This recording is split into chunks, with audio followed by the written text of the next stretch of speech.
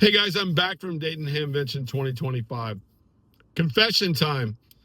I went there with the intention of purchasing the Yaesu FT1X. I really did. I even had it in my hands and was going to buy it. And I got a bug in my ear said, "Don't do it, Walt. Don't do it." Then I started shopping for something another radio. I had a little something put aside to get a radio with. I spoke with some people and I looked at others as well. I'll go over all of that. But first off, I want to just say some thank yous and give you a rundown on what my experience was there. And then we'll get to the radio I purchased. First off, thank you to everyone that came up to me and said some of the nicest thing. I still cannot believe some of the just kind words people came to me and said. The people that came up and purchased my book and had the book autographed, thank you for that. I'm overwhelmed. I'm absolutely overwhelmed with the love you guys gave me, and thank you for that. It was so good to see people, my old friends that I knew. My friend Mike N2MAK, N2MAK. Me and him hung out quite a bit. We got to spend some great time together. That was cool. It's great seeing him. I'll put a link to his channel. If you don't subscribe to Mike, you should. He's one of my besties in ham radio on YouTube as well. He's a good dude. It was great to spend time with him and see other people as well, other YouTubers, and then especially you guys, you that just came up and said hello. I think the one thing that was said to me quite a few times was, Walt, either I became a ham because of you, or I got my general because of you. And I got goosebumps right now. Just think, man, it is the most. Man, it makes me feel great, and I hope I got to see everybody that wanted this time. I was posting on social media and putting it out there, and it was really great. Thank you. I could say that all day long because it is what a humbling experience. And I'm just an average old dude, man. And you guys are treating me like I'm some kind of star, which I'm not. I'm just a dude that plays with the radio and films it and puts it on YouTube. But thank you very much for that. I'll give a rundown of my trip. So I flew this year. I didn't drive. In the past, I've driven, but I flew and I parked on my I call it Salty, my white Jeep. I parked in long-term parking.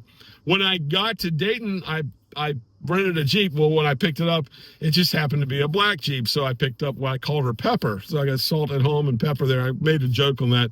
Don't tell Salty that I'm with Pepper this weekend, but that was fun. It was I have a 2017 JK. This is the 2025 JL. Nice, man. It was really nice. Almost too nice on the inside of this thing. It's like, mine's a Jeep. I mean, it is just a Jeep. You roll up the windows, all that. This thing was power, everything, and nice.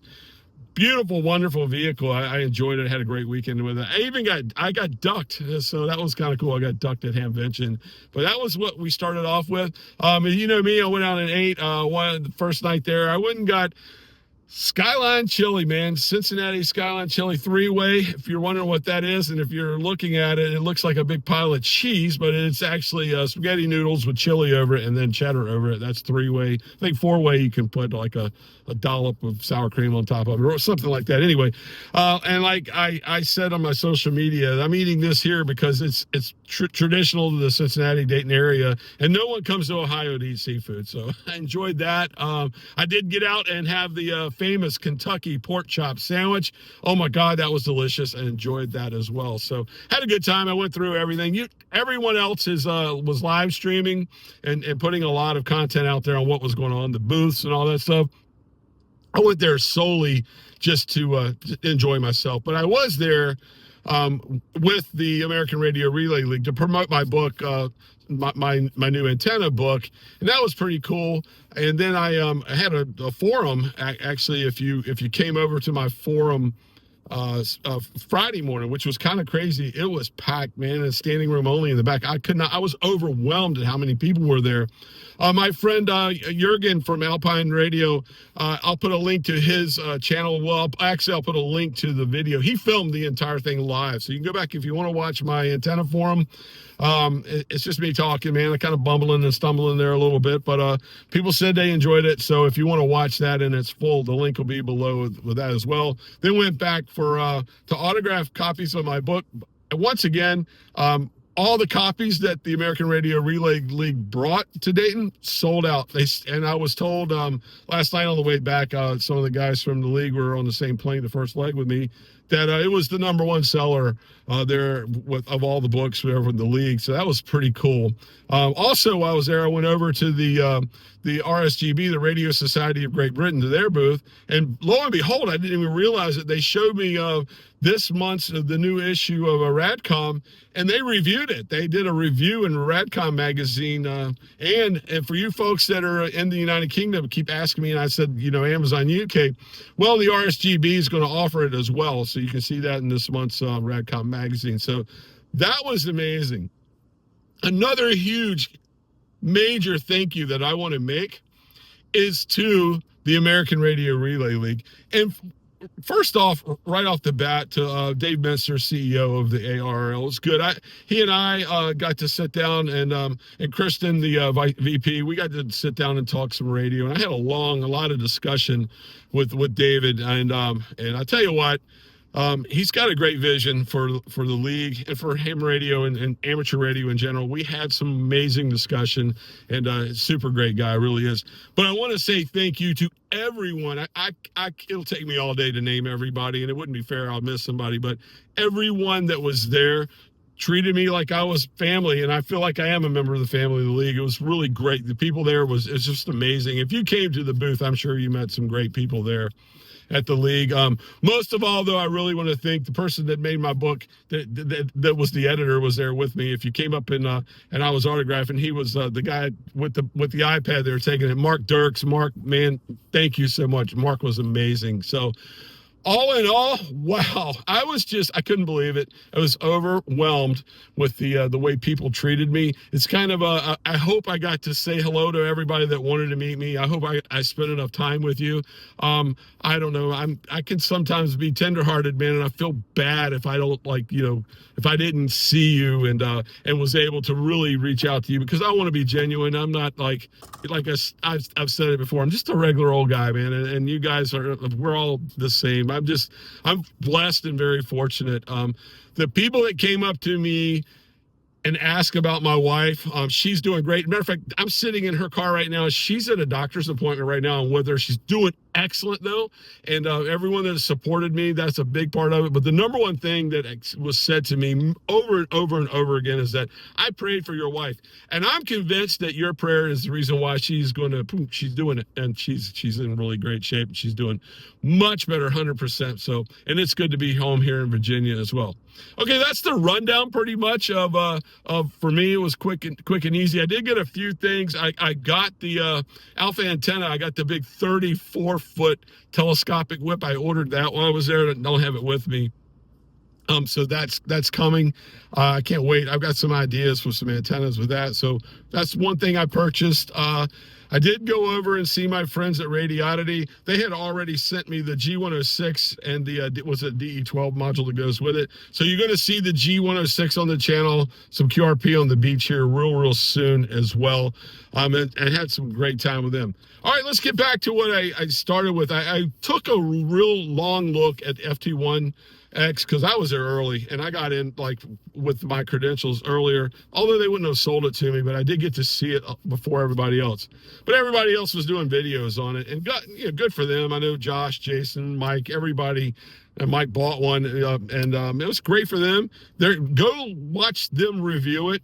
I don't want to just be in line with everybody else, because I'm sure, even if you're watching this today, the ham tube universe is flooded with the Yaesu FT1X videos. But I'll tell you what made me not buy it was when this thing was first advertised, it was advertised as a QRP radio. And I really was looking forward to that, because I'm back in Virginia, I hope permanently, which means I'll go to the beach a lot, especially this summer. And it means I really this summer is going to be a whole lot of QRP on my channel. Let's say a whole lot, but at least once a week, a video is going to be QRP. I want to go down maybe Wednesday nights and go out on the beach and play with some more different QRP radios, equipment, antennas, definitely antennas and things like that. And my thought pattern was the FT1X, I knew I'd screw that up. The FT1X, I was going to use it kind of as one of the major radios this summer. But I got there, and then you got the price on it was somewhere around $1,400-$1,500, and then the Optima part to add the 100 watts to it is only $400 more. So I'm like, why would anyone buy the Field? And then if you ever want to resell it, you don't have the Optima, you don't have the 100 watt module to go with it. And I was like, man, I don't know, man. And then between that and looking at it, because I just got a couple months ago, I got a wonderful, amazing, great Yaesu FT710 that's 100 watts. It's going to be at home in the house. I don't need 100 watts, so I don't need the radio. I kind of would like to get it. Maybe eventually if someone wants to sell that, they get tired of the Field or whatever, I'll pick one up of it by itself. But I really backed off of it. I talked to some people, some other well-known YouTubers that are like QRP guys or whatever, that are like far more into QRP than me, was saying, Walt, man, go get the Elecraft, go get the KX2. So I walked over and I really checked out everything at Elecraft, and that is an amazing radio. Something I learned about that radio as well is that a lot of special forces now are carrying the KX2 because it has everything in it, the battery, the tuner, or whatever, and it's lightweight, and in their sack, it's easier to carry. For HF, that radio is kind of being used.